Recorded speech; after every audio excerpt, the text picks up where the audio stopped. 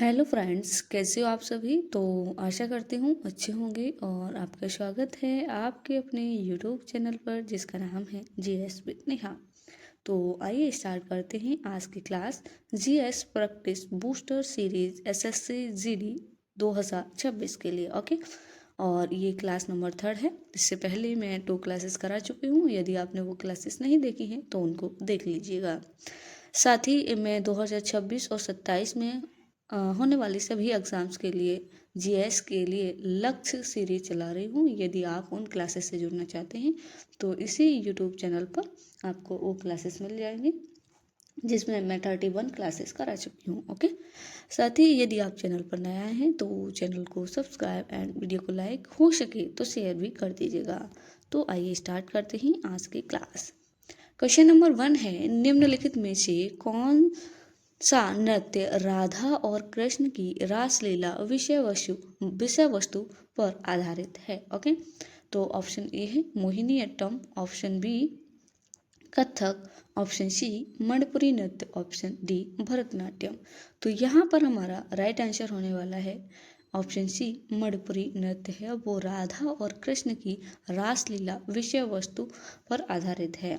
Okay, Mohiniyattam ये यहाँ पर आंध्र प्रदेश नहीं होगा। जो मोहिनीअट्टम है ये कहाँ का है, केरल का। ध्यान रखिएगा, मोहिनीअट्टम और कथकली ये 2 शास्त्रीय नृत्य कहाँ के हैं, केरल के। आंध्र प्रदेश का कौन सा शास्त्रीय नृत्य है, तो कुचिपुड़ी। ध्यान रखिएगा। कथक उत्तर प्रदेश का है और भरतनाट्यम ये तमिलनाडु का है। मणिपुरी ये कहाँ का है, मणिपुर का। ध्यान रखिएगा। एक और है असम, वो शास्त्रीय, वो कहाँ का है, असम का। ओके, जो सबसे नवीनतम नृत्य भी है।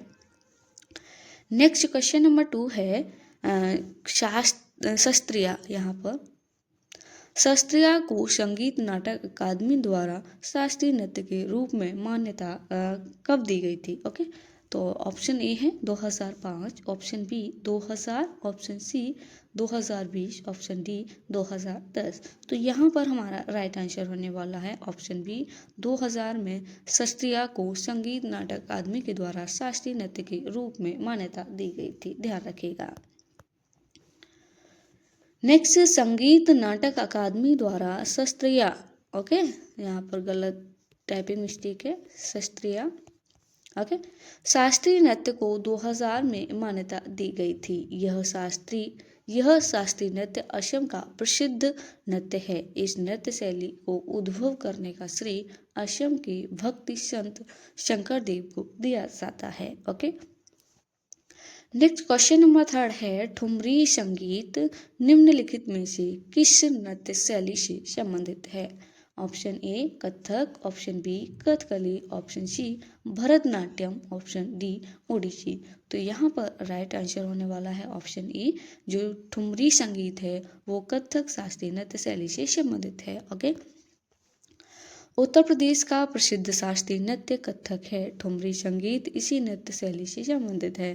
कथकली ये कहाँ का है, केरल का। भरतनाट्यम ये तमिलनाडु का है। शास्त्रीय कहाँ का है, असम का। ध्यान रखिएगा। ओके, क्वेश्चन नंबर 4 है, अलार रिपु नृत्य भारत के निम्नलिखित में से किस नृत्य का रूप है। ओके, तो ऑप्शन ए भरतनाट्यम और option B Kathakali, option C Kathak और ऑप्शन डी ओडिसी। तो यहाँ पर राइट आंसर होने वाला है भरतनाट्यम, ऑप्शन ए। ओके, ध्यान रखिएगा।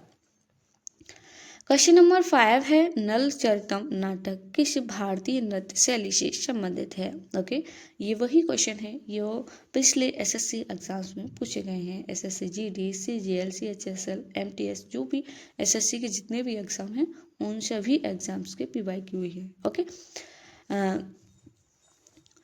तो ऑप्शन ए है Bharatanatyam, option B Kathakali, option C Kathak, option D Odissi. तो जो नल चरितम नाटक है वो किस भारतीय नृत्य शैली से संबंधित है, तो कथकली। ठीक है, किससे संबंधित है, कथकली से।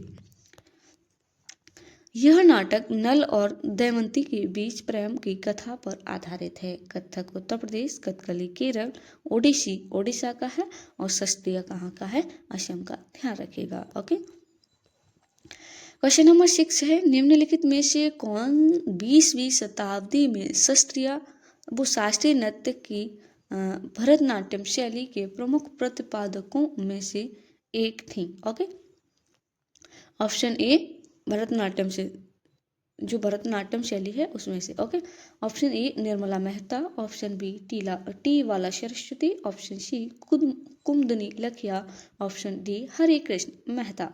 तो यहाँ पर हमारा राइट आंसर होने वाला है टी वाला सरस्वती। ये भरतनाट्यम शैली की प्रमुख प्रतिपादक थी। ओके, भरतनाट्यम के प्रमुख नर्तक टी वाला सरस्वती, याद रखिएगा ये मोस्ट इम्पोर्टेंट है। पद्मा सुब्रमण्यम, इनका भी संबंध भरतनाट्यम से है। वैजंती माला, यामिनी कृष्णमूर्ति, सोनल मानसिंह, मृणालिनी साराभाई, निर्मला मेहता, इन सबका संबंध इनका जो यहाँ तक जो है जैसे मृणालिनी साराभाई, इनका भी संबंध किससे है? भरतनाट्यम से। जो निर्मला मेहता है इनका संबंध मणिपुरी शास्त्रीय नृत्य से है। कुमुदनी लखिया का संबंध कथक शास्त्रीय नृत्य से है, ध्यान रखिएगा। ओके, क्वेश्चन नंबर 6 है वेदांगों की संख्या कितनी है? Option A 4, option B 5, option C 6, option D है 8। तो यहाँ पर हमारा राइट आंसर होने वाला है वेदांगों की संख्या कुल कितनी है? 6, ऑप्शन सी, ध्यान रखिएगा।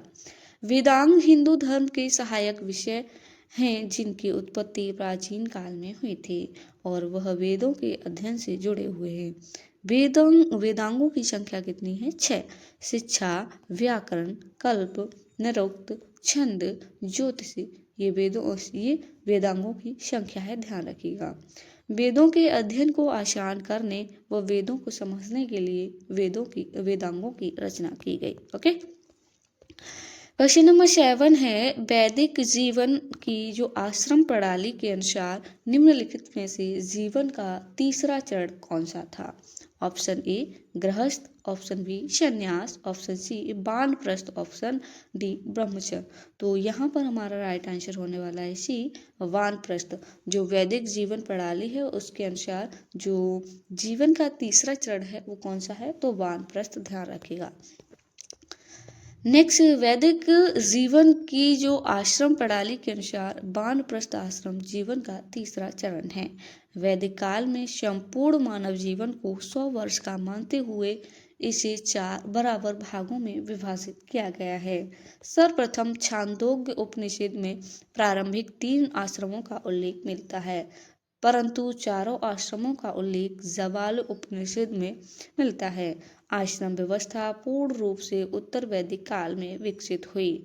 यहाँ पर ये चारों जो काल दिए गए हैं कौन कौन से, ठीक है, जो इनको जो 4 भागों में विभाजित किया गया है। तो जो ब्रह्मचर्य होता है वो 0 वर्ष से 25 वर्ष तक की अवस्था को ब्रह्मचर्य कहा जाता है। इसमें ब्रह्मचर्य का पालन करना होता है। गृहस्थ आश्रम पर ये 26 से 50 वर्ष, वानप्रस्थ ये 51 से 75 और संन्यास आश्रम ये 76 से 100 वर्ष माना गया है वैदिक काल के अनुसार। ओके, नेक्स्ट क्वेश्चन नंबर 8 है कि जो भारत में वैदिक सभ्यता किस नदी के किनारे विकसित हुई थी? ओके, तो ऑप्शन ए नर्मदा नदी, ऑप्शन बी सरस्वती नदी, ऑप्शन सी गोदावरी नदी, ऑप्शन डी ताप्ती नदी।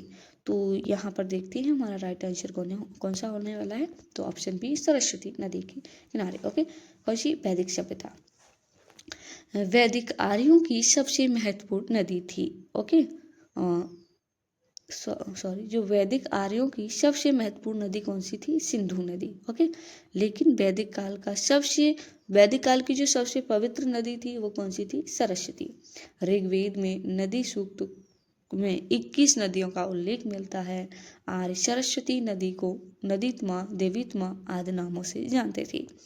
वैदिक सभ्यता में नदियों का उपयोग पेयजल, सिंचाई, परिवहन आदि के लिए होता था, ध्यान रखिएगा। क्वेश्चन नंबर 9 है वैदिक आर्य शब्द सिंधु नामक क्षेत्र में रहते थे, जिसका अर्थ 7 नदियों द्वारा अपवाहित क्षेत्र है। 7 नदियों में से एक झेलम नदी है, इसका प्राचीन नाम क्या है? देखिए झेलम नदी का। तो ऑप्शन ए अश्किनी नदी, ऑप्शन बी परुष्णी नदी, ऑप्शन सी विपाशा नदी, ऑप्शन डी वितिस्ता नदी। तो यहाँ पर हमारा राइट आंसर होने वाला है जो झेलम नदी है इसका प्राचीन नाम क्या है? वितिस्ता, ध्यान रखिएगा। ओके, यहाँ पर नीचे सभी नदियाँ 7 नदियाँ दी गई हैं और उनके जो प्राचीन नाम और वर्तमान नाम दिए गए हैं। विपाशा नदी जिसका नाम क्या है? व्यास। ओके, वर्तमान। अश्किनी नदी जिसका चेनाब नाम है, शतुंद्री, सतलुज, वितिस्ता, झेलम, परोशनी, रावी, क्रम, कुर्रम, यहाँ पर कुर्रम होगा, कुंभा, काबुल, ये इनके वर्तमान और प्राचीन नाम दिए गए हैं। ध्यान रखिएगा, ये एग्जाम में पूछे जाते हैं नदियों के नाम। नेक्स्ट क्वेश्चन नंबर 10 है, वैदिक कालीन प्रशासन में भागदुह कौन अधिकारी था? ऑप्शन ए जुआ विभाग का प्रधान अधिकारी, ऑप्शन बी राजस्व कर जमा करने वाला, ऑप्शन सी समाचार पहुंचाने वाला दूत, ऑप्शन डी इनमें से कोई नहीं। तो यहाँ पर हमारा राइट आंसर होने वाला है ऑप्शन बी, जो राजस्व कर जमा करने वाला होता है वो वैदिक कालीन प्रशासन में उसे भागदुह अधिकारी कहा जाता था। ध्यान रखिएगा, वैदिक कालीन प्रशासन में राजा का सहयोग करने के लिए राजा सहित 12 उच्च अधिकारियों की परिषद थी। अक्षवाप नामक अधिकारी पासी के खेल में राजा का सहयोगी था। रथ का सारथी सूत, ग्राम का स्वामी ग्रामीण कहलाता था। ओके, नेक्स्ट क्वेश्चन नंबर 11 है, ऋग्वेद में सर्वाधिक मंत्र किस वैदिक देवता को समर्पित हैं? Option A Agni, option B Indra, option C Aditya, option C Varun. Okay, तो यहाँ पर हम देखने वाले हैं राइट आंसर कौन सा होगा, ऑप्शन बी। जो ऋग्वेद में सर्वाधिक मंत्र है वो किस वैदिक देवता को है? तो इंद्र को। ध्यान रखिएगा, ऋग्वेद में इंद्र के लिए 250 मंत्र है। ऋग्वेद में इंद्र को पुरंदर कहा गया है, जिसका अर्थ होता है किलों दुर्गों को तोड़ने वाला। इंद्र को वर्षा का देवता माना जाता है। इंद्र की स्तुति भौतिक सुख और विजयों के लिए की जाती है। ध्यान रखिएगा। क्वेश्चन नंबर 12 है, 1800 से 1500, ठीक है, इस जो वर्ष पूर्व 30 ऋग्वेद जो पांडुलिपियां हैं उनको यूनेस्को की memory of the world register में किस वर्ष शामिल किया गया था? कितनी? तो 30 पांडुलिपियां किसकी? ऋग्वेद की। ठीक है, वर्ष पूर्व। Okay, option A 2008, option B 2005, option C 2007, option D 2009। तो यहाँ पर हमारा राइट आंसर होने वाला है ऑप्शन सी 2007। ओके, ऋग्वेद में कुल 10 मंडल हैं। ध्यान रखिएगा, ऋग्वेद के सभी मंडलों की रचयिता अलग अलग ऋषि हैं। यहाँ पर कुछ मंडल और उनके रचयिता दिए गए हैं। दूसरा मंडल जो है ओके भार्गव या ग्रात्सम भार्गव के द्वारा इसको रचित किया गया था, दूसरे मंडल को। तीसरे मंडल के रचयिता विश्वामित्र हैं और चौथे के कौन है? तो वामदेव अंगिरस। ध्यान रखिएगा। पांचवें मंडल के अत्र हैं। ओके, और छठे जो मंडल है उनके रचयिता कौन है? Bhardwaj भंगिरस।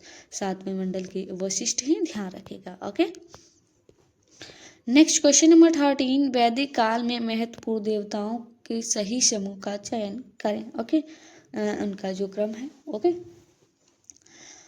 Option A Agni, Indra, Soma, option B Sheshnag, Chandra, Yama, option C Brahma, Prajapati, Garuda, option D Varuna, Vishnu, Shiva. तो यहाँ पर हमारा राइट आंसर होने वाला है ऑप्शन ए, यानी कि अग्नि, इंद्र, सोम। अग्नि, इंद्र, सोम, मित्र, पुष्यन और यहाँ पर न होगा वरुण, आदित्य, ये आदिकालीन देवता हैं। ये इनका क्रम दिया गया है। ध्यान रखिएगा।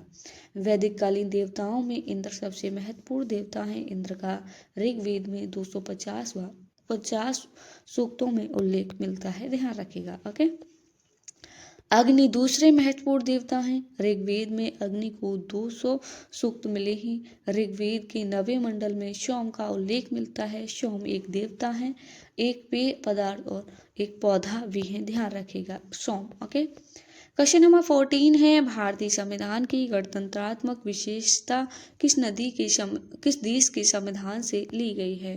भारतीय संविधान की कौन सी विशेषता? तो गणतंत्रात्मक। ध्यान रखिएगा।